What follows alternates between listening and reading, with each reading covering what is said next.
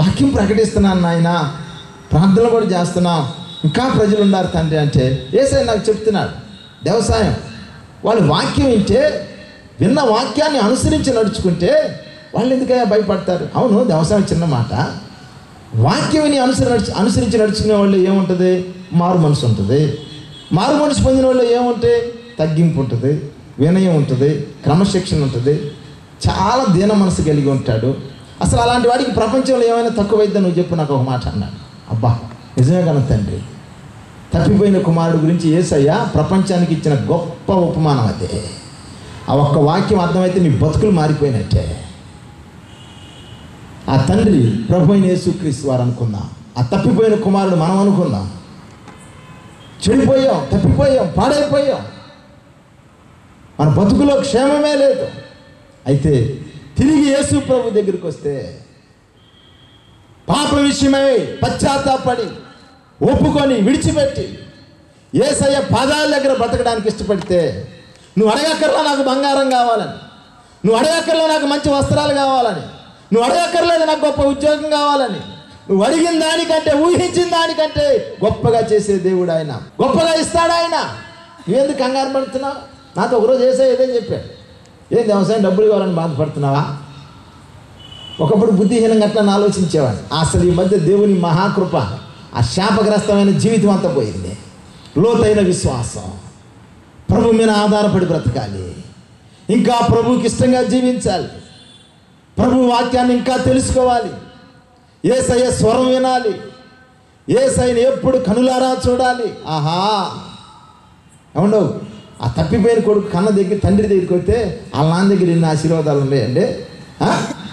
చెడిపోయిన స్నేహితులతో లోకంలో కలిసిపోయి, కులాలతో కలిసిపోయి భ్రష్టుడైపోయాడు. కానీ వాళ్ళ నాన్న దగ్గరికి వస్తే ఏమైనా తక్కువ ఉందండి? అబ్బా, వాళ్ళ నాన్నలో బంగారానికి తక్కువ లేదు, వస్త్రాలకు తక్కువ లేదు, చెప్పులకు తక్కువ లేదు, అబ్బో అక్కడ అసలు ఏమీ తక్కువ లేదండి. వాళ్ళు అంటున్నాడు కదా, మా తండ్రి ఇంట్లో సమృద్ధి ఉంది. పిల్లారా, ఈ హెచ్చరికలు జాగ్రత్తగా హృదయంలో తీసుకో. యేసు లాంటి కనికరము చూపించే తండ్రి ఎక్కడా లేడు. యేసు ప్రభువు లేగా మన పాపపు రోగాలను బాగు చేసే పరమ వైద్యుడు ఎక్కడా లేడు. నువ్వు రా ఆయన దగ్గరికి, యేసయ్య దగ్గరికి రా. ప్రభువా నన్ను బాగు చేయి అడుగు. అరే తప్పిపోయిన కొడుకు వచ్చి ఏం చేశాడు చెప్పండి? నానా నీకు విరోధంగా పాపం చేశా, పరలోకానికి విరోధంగా పాపం చేశా, కొడుకుగా ఉండటానికి కూడా అర్హత లేదు నాకు, నానా నన్ను క్షమించు. బా ఎంత తగ్గింపు పిల్లారా. కొంతమందిని చూడాలండి, పాపం భలే ఒప్పుకుంటా, అర్థమవుతుందా? తప్పిపోయిన కుమారుడు వచ్చి అది అన్నాడా? మీరు కూడా సంఘాల్లో కూడా కొంతమంది ప్రార్థన చేయమంటాం ఆలస్యం, చర్చిలకు పోతారు ప్రార్థన చేయడానికి అని. అమ్మా మీ కష్టాలు శ్రమలు ఏమన్నా అంటే ప్రార్థన చేసుకోండి అమ్మా అంటే చాలు, ఇక స్టార్ట్ చేస్తారు. ఆయన వెళ్ళిపోతాడు, ఉండదు, అక్కడే ఉండదు, దురాత్మలు వస్తాయి మీ దెబ్బకి. అందుకే చర్చిల్లో అల్లరి అయిపోయింది, ఈ మధ్య ప్రార్థనలు లేవు, అల్లరి ఎక్కువైపోయింది. ఇవన్నీ కాదంటే ఆయన వస్తాడు, మీరు రెడీగా ఉండండి, మనం ఇప్పుడు ఆరాధన చేద్దాం అనగా ఇక లెగుస్తారండి ఒక్కొక్కళ్ళు. ఎందుకు? ఆయన వస్తాడంట. ఇప్పుడు గోల్ చేస్తే ఏం గోల్ చేస్తారు? ఆహా ఆయన వస్తాడంట. ఏంటో మరి నాకు అర్థం, బైబుల్ ఎక్కడా లేదు, నాకేం అర్థం కావట్లా. మరి ఈ జనాలకి జ్ఞానం లేదనుకుంటా. నేను బైబిల్ మాట్లాడుతున్నాను పిల్లలు. ఎందుకు ప్రశాంతమైనటువంటి భక్తి జీవితాలు పాడు చేసుకుంటున్నారు? పిచ్చి పిచ్చి అన్నీ చేస్తూ ఉన్నారు పిల్లారా. సాతాను గడికి ఎందుకు అంత అవకాశం ఇస్తున్నారు? తప్పిపోయిన కుమారుడు తండ్రి ఆశీర్వాదం పొందుకోవడానికి ఏమన్నా గోల్ చేశాడా? నీ ఆత్మను పంపించిన ఆయన నీ అధ్యయమని ఆశీర్వాదం పొందుకోవడానికి ఏమన్నా గోలగోలు చేశాడా ప్రార్థనలో? నన్ను ఆశీర్వదిస్తావా, నా పేరు కోసుకోమంటావా? అర్థమైందా? ఆ మధ్య ఒక ఆమె కడుపులు ఎక్కువైతే, యేసయ్యా నువ్వు నా వ్యాధి తగ్గించకపోతే నీ వాక్యం తింటానే ఉంటాను ఆయన నన్ను తగ్గించిందా. కానీ ఆదికాండం ఒక పేపర్ చింపేసింది, నవ్వులు మింగేస్తుంది. ఆదికాండం 2వ అధ్యాయం చింపేసింది, నవ్వులు మింగేస్తుంది. కడుపులు నొప్పి ఎక్కువైపోయి మొత్తం మీద పాత నిబంధనంతా తినేసి పడుకుంది. మీకు జరిగిందే చెప్తాడు. మెడ్రాస్ హాస్పిటల్లో ఇంకా ఆపరేషన్ కూడా చేశారు. తీరా ఏంద్రా బాబు ఎమర్జెన్సీ హాస్పిటల్కి తీసుకుపోతే కడుపులో కోసి ఆపరేషన్ చేస్తే ఆమెకు వచ్చింది 24 గంటల కడుపు చెప్పు. మరి ఏ పాస్టర్ ఏ సలహా ఇచ్చాడు ఈ మెంటల్ దానికి మనకు తెలియదు, కానీ బైబిల్ పేపర్లని తినేసిందంట. అంటే నేను దేవుడిని తినేసాను, నాకు తగ్గిపోతాను. బైబిల్ ఎక్కడైనా ఉందన్న పేపర్లు చింపుకొని తినరా అని. మా యాటపాలలో ఒక మెంటల్ ఈ మధ్యలో వేసారు భక్తులు. ఒక పిల్లోడికి జ్వరం వచ్చానంట, మధ్యరాత్రులు ఇంక నమ్మకం వచ్చిందంట. యేసయ్య వాక్యం బైబిల్ కదని పేపర్ చించి శుభ్రంగా ఉండజేసి తాయితలాగా మొలతాడి కట్టిందంట. అర్థమైందా? ఇంక ఈ దెయ్యం బట్టి అక్కడ వాళ్ళందరూ చెబుతుంది. ఎవరు బైబిల్ చూసినా పేపర్లు చినిగిపోయి ఉంటున్నాయి. ఏంద్రా వీళ్ళకి ఏమైందని చెప్పి నేను వేరే వాళ్ళని అడిగితే అప్పుడు చెప్పారు, అన్నా పలానావి ఇట్లా మధ్యరాత్రిలో జ్వరం వస్తే వాళ్ళ పిల్లోడికి బైబిల్ పేపర్ చింపి తాయితలాగా మడిచి కట్టిందంటన్నా, అందరూ కట్టుకుంటున్నారన్నా అన్నాను. ఓ పని చేయకపోయారా? పెట్రోల్ కోసం అందరూ సాగిపోయారా? దరిద్రం పోద్దన్న. మిమ్మల్ని కాదులేండి, నాకు దేవుడు ఇచ్చిన పరిచర్య జనాల సంగతి చెప్తున్నా. ఇన్ని రోజులన్న వాక్యం ఏమైపోయింది మీకు? దైవ జనాంగమా ఆలకిస్తున్నారా? యేసయ్య బతికే ఉన్నాడు, చచ్చిపోరా ఆయన. ప్రార్థన ఆలకించేవాడు సజీవుడు. నువ్వు నాకు మొరపెట్టు, నేను నీకు ఉత్తరం ఇస్తానన్నాడు. నిజంగా నాకు ప్రార్థన చేయి, నేను నీకు సహాయం చేస్తానన్నాడు. అది మానేసి ఈ గోలేందండి, మనకు అర్థం కావడం లేదు. ఏం చేశాడు? తప్పిపోయిన కొడుకు ఆకలి వచ్చుంటే గొడ్డలు చినిగిపోయి శాపగ్రస్తుడైతే ఏం చేశాడు? వాటి పనులు చేశాడా? ఒకటే చేశాడు. అందుకే యేసయ్య మనకు చెప్పాడు, పిల్లారా, మన పాపములను మనం ఒప్పుకుంటే ఆయన నమ్మదగిన వాడు, నీతిమంతుడు కనుక సమస్తమైన దుర్నీతి నుండి మనల్ని విడిపించి ఆయన పవిత్రులుగా చేస్తాడు. మన పాపాలు క్షమించి సమస్తమైన దుర్నీతి నుండి నిన్ను విడిపించి నిన్ను పవిత్రుడిగా చేస్తాడు యేసయ్య. యేసు రక్తములో కడగబడి పరిశుద్ధాత్మను పొందుకొని ప్రభు వాక్యానుసారంగా నువ్వు నడుచుకోవడం ప్రారంభిస్తే నీకుండ శాపం, శని, దరిద్రం, కీడు అంతా పోద్దు ప్రియులారా. ఎందుకు చెప్తున్నాను తెలుసా సహోదరులారా? నేను ఒకప్పుడు ఇలాంటి శాపగ్రస్తుడిని. చాలిన పరిస్థితి, నెమ్మది ఉండేది కాదు. పాపం చేయటమే ఆలోచన, మానడం చేత కాదు. స్థిర బుద్ధి లేని వాడిని, శాపగ్రస్తమైన కుటుంబంలో పుట్టినవాడిని. దయగలిగిన దేవుడు నాకు దొరికాడు. ఆయన ప్రభు యేసుక్రీస్తు వారు ఈ పరిశుద్ధ గ్రంథమైన బైబిల్ నాకు నేర్పించాడు. ఆయన ఆ తండ్రి మనసు ఏంటో నేను తెలుసుకున్నాను. ఆ తండ్రి ఎంత గొప్పవాడో నేను తెలుసుకున్నాను. ఆ తండ్రి ఎంత సహాయకుడో నాకు తెలిసిపోయింది. ఈ రాత్రి సహోదరులారా మీకు నేను అదే ప్రకటిస్తున్నాను. ముందు నీ బుద్ధి మార్చుకో, దేవుని వాక్యానికి విలువివ్వు, బైబిల్ చదువు, ప్రార్థన చేసుకో. ఏ కష్టం ఉన్నా మోకాళ్ళేసి ఆ తప్పిపోయిన కొడుకులాగా యేసయ్యను మనసారా పిలువు. ప్రభువా, తండ్రి, యేసయ్యా, పాపిని తండ్రి, నన్ను కనికరించు ప్రభువా. ప్రియులారా, యేసు ప్రభు ఇంకో చక్కని మాట చెప్పాడు. లోకా సువార్త 18వ అధ్యాయం 9వ వాక్య భాగం మనం చదువుకుంటే, ప్రార్థన చేయడానికి దేవాలయానికి ఇద్దరు వెళ్ళారు. ఒకడు పరిచయుడు, ఒకడు సుంకరి. పరిచయుడు దేవాలయంలో ఇలా ప్రార్థన చేస్తున్నాడంట. దేవా, నేను అన్యాయస్తుడిని కాదు, నా దగ్గర ఏ పాపం లేదు, నేను నీతిమంతుడిని, మా కులం రిచ్చి, నాకు సంపాదనకి నేను దశంభాగం కూడా ఇస్తున్నా, ఆలకలాగా నేను లేను. ఇది వాడి ప్రార్థన. అదే దేవాలయంలో ఇంకొక వ్యక్తి ప్రార్థన చేస్తున్నాడు. అతని పేరు సుంకరి. ఏమని ప్రార్థన చేస్తున్నాడు? నీకు ఎప్పుడైనా ఈ వాక్యం ఆలోచనకు వచ్చిందా? ప్రార్థన ఎలా చేయమని యేసయ్య చెప్పాడో బైబిల్లో ఈ వాక్యం ఎప్పుడైనా చదివావా? ఎంత జాగ్రత్తగా ప్రార్థన చేసి బైబిల్ రాబడింది, అతడు ఆకాశము వైపు కన్నులెత్తుటకైన ధైర్యము చాలక,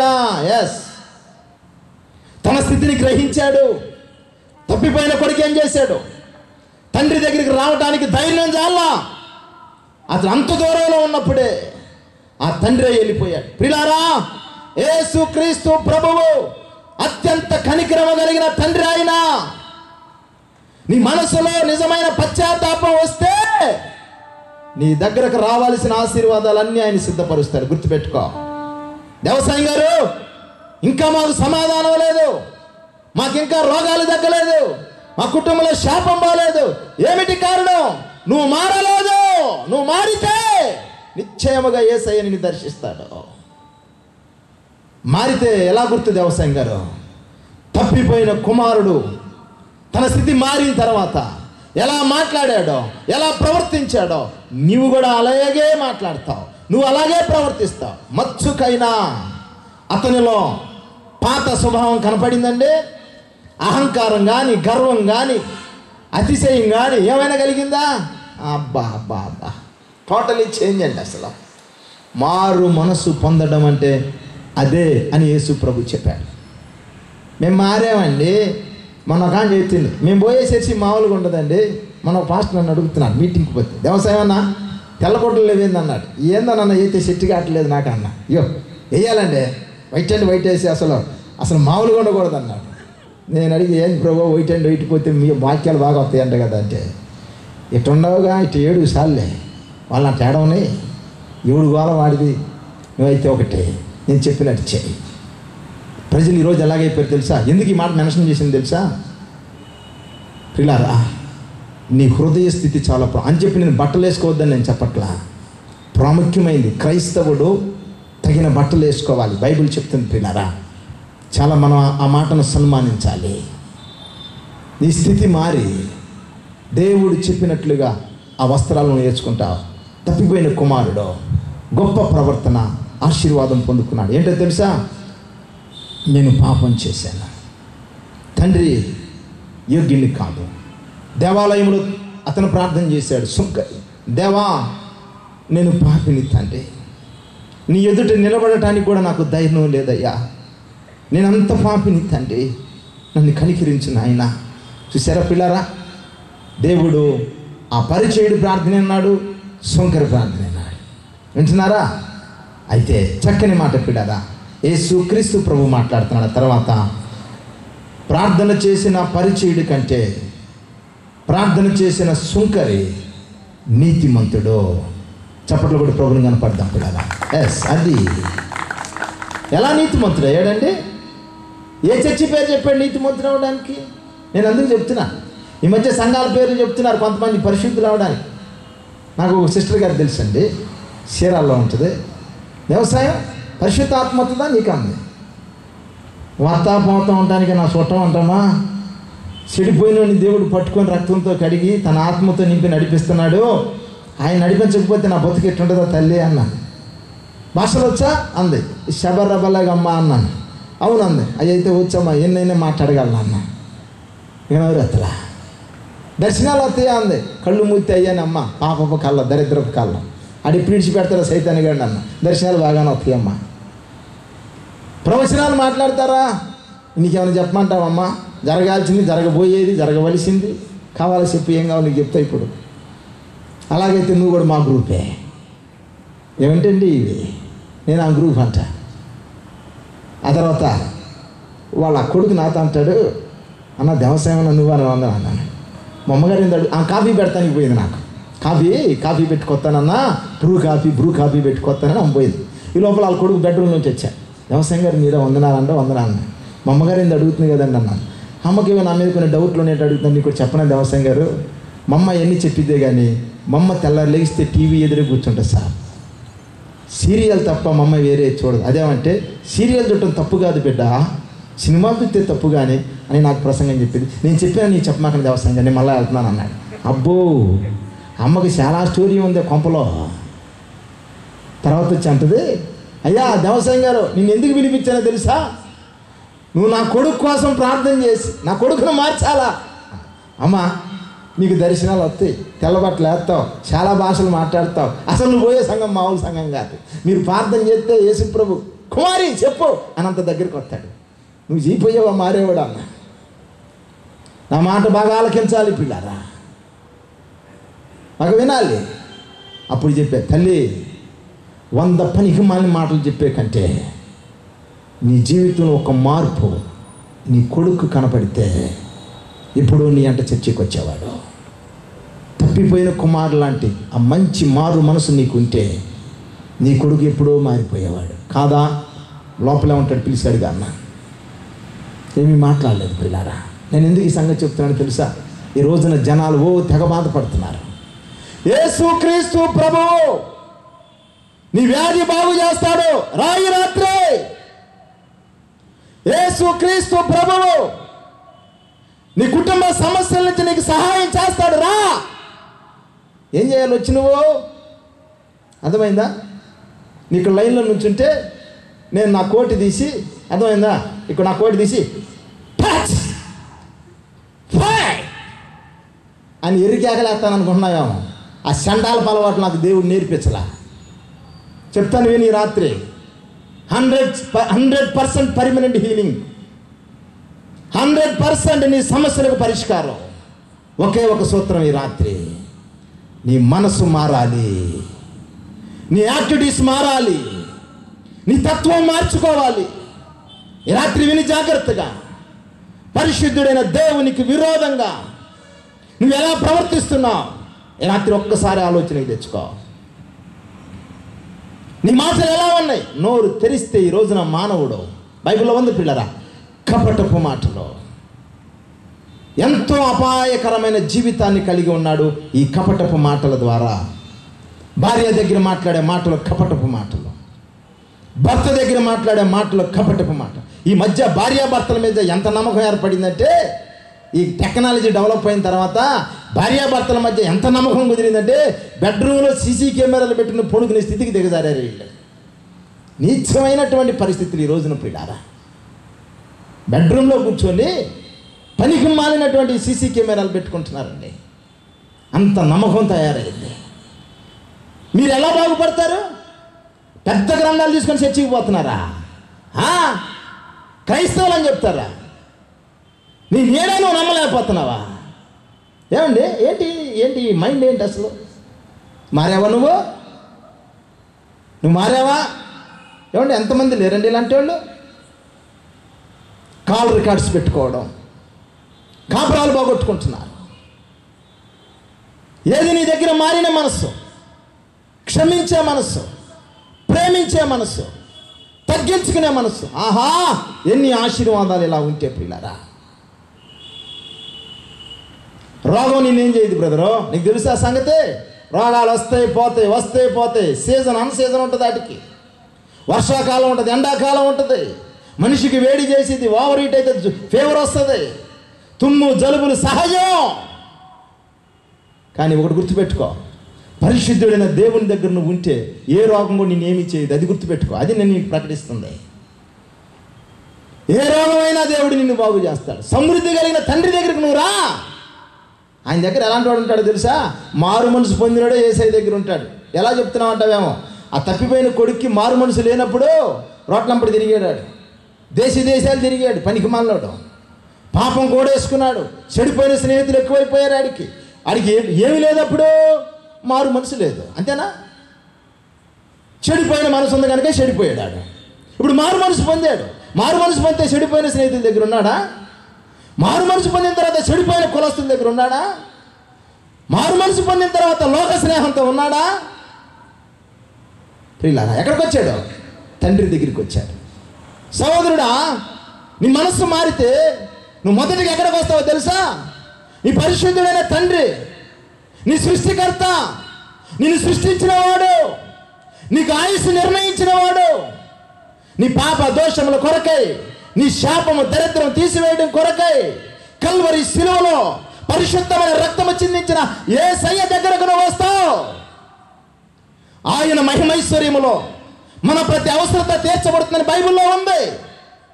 ఆయన మహిమైశ్వర్యం కలిగిన వాడు, శ్రీమంతుడు, సర్వశక్తిమంతుడు. ఆయన దగ్గరకు నువ్వు వస్తావు. ఆయన నీ తండ్రి అయితే నీకేం తక్కువైంది? నీ తండ్రి నీకు ఇస్తాడు. నీ తండ్రికి ఒక క్రమం ఉంది, నీకు తెలుసా? అతడు మారు మనసు పొందాడు కనుక సమృద్ధి కలిగిన తండ్రి దగ్గరికి వచ్చాడు. ఆ కుర్రాడు ఏమన్నాడు తెలుసా? తప్పిపోయిన కొడుకు ఏమన్నాడు తెలుసా? నా తండ్రి ఇంట్లో సమృద్ధి ఉంది, నేనైతే ఇక్కడ ఆకలికి చస్తున్నా, బట్టలు లేకుండా చచ్చిపోతున్నా, కనీసం కాళ్ళకు చెప్పులు కూడా లేవు, నా బ్రతుకు నాశనం అయిపోయింది. మా నాన్న ఇంట్లో సమృద్ధి ఉంది, నా యేసయ్య దగ్గర సమృద్ధి ఉంది, నా యేసయ్య దగ్గర అసాధ్యమైంది ఏదీ లేదు, అన్నీ సాధ్యమే. నువ్వు వచ్చావా యేసయ్య దగ్గరికి? నీ మనసులో ఎవరున్నారు? భ్రష్టత్వమా, లోకమా, ఎచ్చుల, బడాయ, మోజుల, వేషధారణ, కులపిచ్చ, ఏ పిచ్చింది నీకు? ఆ మనసుంటే నువ్వెట్టా బాగుపడతావురా బాబు? నీ బాడీలో విషం పెట్టుకొని నాకు బలం రావట్లేదంటే ఎలా కుదిరిద్ది? దేవుని వాక్యం నేను వినబడుతున్నా, ఇవి విడిచిపెట్టుకోకుండా, అవి వదలకుండా. నేను యేసు ప్రభు దగ్గరికి వచ్చాను, వ్యవసాయం గారు మీటింగులకు వచ్చాము, మేము బాగుపడతలేదు, మా రోగాలు తగ్గట్లేదు. ఏంటి కారణం? మైండ్ ఏమైనా పోయిందా మీకు? ప్రశ్న అడిగే ముందు ఆలోచన మీకు ఉండొద్దా? దైవ సమాజమా, ఈ రాత్రి ఆలకించు. ఒక రాత్రి క్రైస్తవ పేరు చెప్పుకుంటున్నా, కుళ్ళు ఉందా నీకు? కుళ్ళు పోయిందా? ఘోరమైన పాపాలండి కుళ్ళు పోతాను, ఎసనం. పచ్చగా నీ భర్త యాపిల్ కాయ తింటే నువ్వు తట్టుకోలేవు, మెంటల్ దానివి నువ్వు. అర్థం అట్లా మాకెందుకే కష్టం. అది చూడండి, ఆ మొఖాలు చూడండి ఒకసారి ఎట్టుంటాయో. నీలో అంత కుళ్ళు పెట్టుకొని, అంత వ్యసనం పెట్టుకొని, అంత సూయి పెట్టుకొని, అంత కులపెచ్చి పెట్టుకొని. మొన్న ఒకడు అడుగుతున్నాను మీటింగ్లో, వ్యవసాయం గారు మనదేం కులం అన్నాడు. ఇంత ఇడిచిపోయి అడుగుతున్నాను ఏంద్రా బాబురే, నువ్వు మరీ చెడిపోయినాడు కావాలనుకున్నాను. నేను అన్నా ఏం చదువుతున్నావు ఏందన్నా, నేను సాఫ్ట్వేర్ ఇంజనీర్లు అండి అన్నాడు. అబ్బో వీడు కులం మీద సాఫ్ట్వేర్ చేసినట్టున్నాడు. నాయన మహానుభావ, అడగడానికి ఎన్ని లేవు ఆయన, ఇయ్యే అడిగావా? సరే సరే, నేను యేసు ప్రభు సేవ చేస్తున్నాను కదంటయా, నాది ఆయన కులం వెళ్ళా అన్నా. ఊరుకోండే, ఊరుకునేదేందయా? నాకు యేసు ప్రభు చెప్పాడు, నేనే మార్గం, సత్యం, జీవం, కనుక నన్ను వెంబడించు అన్నాడు ఆయన. నేను ఆయనతో తిరుగుతున్నాను. నువ్వేంది రాజకీయంలో ఏ పార్టీ నీది అన్నట్టుగా అడుగుతున్నావు ఏంది బ్రదర్ నువ్వు? నీకు అసలు జ్ఞానం ఉందా అన్నాను. పిల్లరా, మీటింగ్ సగంలో లేచి వెళ్ళిపోయాడు. నేను అనుకున్నాడు వీడి భ్రష్టుడు ప్రభు, వాడు ఇంకా మారలేదు. సమాజమా, ఈ రాత్రి ఒక చక్కని ఆలోచన నీ ముందు దేవుడు ఇచ్చాడు. వాడు మారు మనసు పొందాడు కనుకనే తండ్రి ఆశీర్వాదాలన్నీ పొందుకున్నాడు. మారు మనసు పొందాడు కనుకనే వచ్చి ఏం చేస్తున్నాడు అక్కడ? బహుదీనుడైపోయాడు. మారు మనసు పొందినోడికి నోటి మాటలు వాడు ఎలా ఉంటాయో తెలుసా? చాలా జాగ్రత్తగా ఉంటాయి. ఎదట మనిషికి ఉపయోగపడే మాటలే వస్తాయి కానీ ఇలాంటి పిచ్చి మాటలు మాట్లాడరు. ఇప్పుడు చర్చిలో కూడా ఇదే గోలండి. మన మధ్య ఒక చర్చిలో అదే అడుగుతున్నారు. చాలా అసహ్యంగా ఉంది. నేను ఈ మధ్య కొండేపి ఉలవపాటి సైడ్ స్వార్థ చేస్తూ ఉన్నాను. చాలా బాధపడుతున్నాను క్రైస్తవ సంఘాలను చూసి. నేను సంపాదించుకునే పాస్టర్ని కాదు, నేను సంఘాలు కట్టుకొని, లేకపోతే 100 సంఘాలు కట్టి నా పేరు మీద పెట్టుకొని తర్వాత మెయింటైన్ చేసి తరతరాలు మీరు ఊరేగండరా, నేను పాపం కడతాను, తర్వాత మీరు కట్టుకోమని చెప్పే పరిస్థితి నాది కాదు. నా తండ్రి నాకు ఒక బాధ్యత ఇచ్చాడు. నేను అడిగా, ప్రభా ఎక్కడ సువార్త చెప్పాలన్న, సంఘాలు అంతా తెలుసు అంటున్నారు, నాయన ఏంది ఇవ్వాలన్న. వ్యవసాయం తెలిస్తే, విను నా మాట, తెలిస్తే ఆ భార్యాభర్తల మధ్య ఎడాకులు ఎందుకు? పోయి అడుగు ఆ పాస్టర్ని. సంఘాల్లో నా వాక్యం తెలిస్తే, చర్చిలకు వచ్చి నన్ను ఆరాధించే వాళ్ళైతే కోర్టులో కేసులు ఎందుకు అయ్యా వాళ్ళకి? వాళ్ళు మారు మనసు పొందిన వాళ్ళు అయితే ఆ గొడవలు ఎందుకు? ఆ నరుక్కోవటం ఎందుకు?